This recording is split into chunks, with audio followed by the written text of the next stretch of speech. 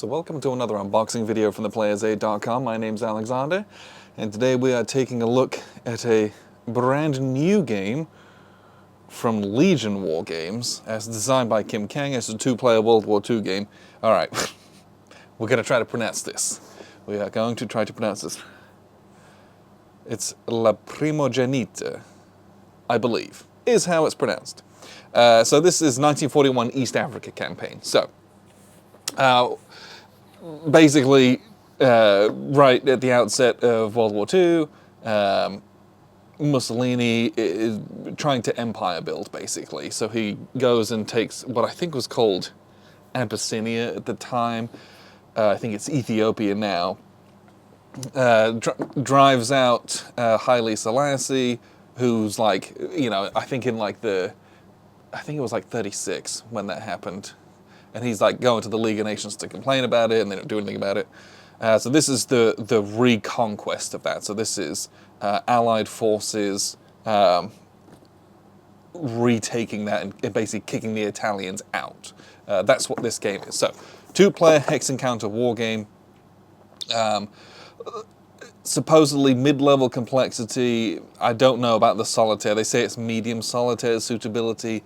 Typically that means there's some element of kind of something hidden, or where you might lose some of that. But apparently this is a really cool, like, order-giving game. You give orders, and the structure of when those are fulfilled is what's really cool. So let's have a look at what we're going to get inside the box. And Kim Kang, if you don't know, he's done a lot of war games, and usually they've got something really unique about them.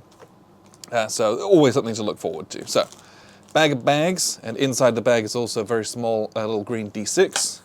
So that would be handy. Rules of play, and the rules are, so we got a little bit kind of a play on the back. And then really the rules, let's make sure that that's all rules still. That's the order list. Like, the rules are 10 pages, and then these are like a breakdown of a lot of the different order chits that are in this. But yeah, 10 pages of rules, dual column. This is actually a fairly large font size, so it's not terrible. Not a ton of diagrams for examples though, but hopefully it's not too complicated. We do have a map. We'll take a look at that because there's a lot to it here in just a second. And we have, well, I got one counter sheet. I thought there was another in here. Yes, there is. All right. Nice little, just to protect the stuff in the box. Let's get rid of those. So we have, do we have a second counter sheet? No. All right. I thought there were two counter sheets, and I don't know why I thought that, but I did. All right, so we'll look at the counters here a bit more closer in a second. So a couple of different play aids, and these are your different order sheets. You have a bunch of different types of orders with your minor orders and your main orders and your combination orders. This is apparently like the crux of the game, is the driving engine behind the game. Nice little kind of artwork kind of in the background whilst not being too distracting. So those are single-sided. We'll have those out with the map. And then we have two, not identical, but basically identical play aids. And this is just your order breakdown. So this is your Italian order play aid cards. This is the Italian one, this is the Allied one. So they fulfill the same function, but they have different stuff on them. And like in the rules, this is your quick reference guide. That is effectively all this stuff that's printed in the back here. So again, you got 10 pages of rules, and then this big play aid that's very detailed. Think about it that way. And then the very back is like examples of the different icons and numbers on the counters. Speaking of counters, let's take a look. So apparently just the one sheet of counters. Nice white core counters here. So we have, let me hold it the right way around, that would be helpful to everyone involved. So down the bottom section here, these are our orders. We're going to punch those out. That's the orders that we're going to be giving, using on that nice little display that we had. And then we have Allied units, and we have Italian units. And one of the things that I did notice, so we played Lion of Judah, which is a game that has both, I think it was 36. It might be late, might be a little bit later, but the initial Italian invasion of Abyssinia, but it also has a second game that you play that has this same campaign. But one thing I did notice in that, as well as this, is that the Italians didn't have any air power, and the Allies had some, and that made a big difference. So we have kind of fewer Allied units, more Italian ones, but they a lot of them seem pretty weak here as well. So very curious to see how that ends up looking like. It's very asymmetrical, and then we have these, it looks like trench systems, like fortifications, I'll probably call them. Different, probably control markers with the Italian flag on the backside as well. Disrupted, a couple of supply markers, a couple of phase and game turn markers. So nothing too crazy, complexity-wise, with like volume of counters. But let's have a little look at the map. And this map is, if I could get it out. There you go, here's the map.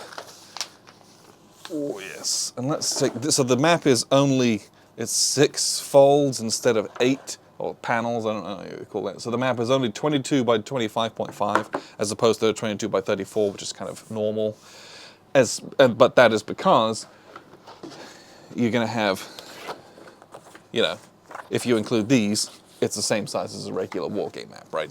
Think about your setup of your game, this is what it's going to look like. Have your map and your order sheets, that's what you're going to be going with.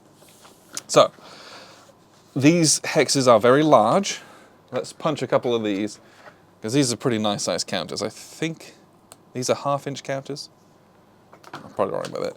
But these hexes are very big, and so they sit in here really nicely, got lots of space. I always appreciate a game that doesn't feel cluttered. So that's nice.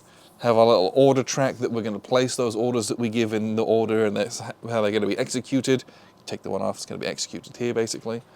Little reinforcements box. We have our combat tables, bombardment tables, kind of stuff that you'd be expecting, and your game turn track and your phase track here as well.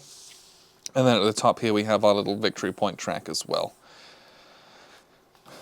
But that's mostly the game. Looks like we've got different terrain types on here, and I don't know if those correspond to kind of levels and mountains. What I do remember is that the terrain was brutal in the other game that we played covering this particular region, and it was tough going in some areas. So I'm very interested to play this. I've heard that this order giving system, as you might imagine, is the real like core of this game, and it's really fun and interesting and dynamic to play with. So I'm excited to delve into that and see what that looks like, about how and when you give what orders and what constraints you might have, and giving those, and when they get finally resolved, are you even in a situation to act upon those things. I think that's a fascinating exercise in to kind of go through on wargaming. So that's everything that's in this game. Not you know, a ton of stuff that's overwhelming. I'm very interested to play this one. This is La Primogentia, or Primogenita, sure, from Legion Wargames. Please check this out if this is something you're interested in. But appreciate you very much for tuning in. I've been Alexander from thePlayersaid.com.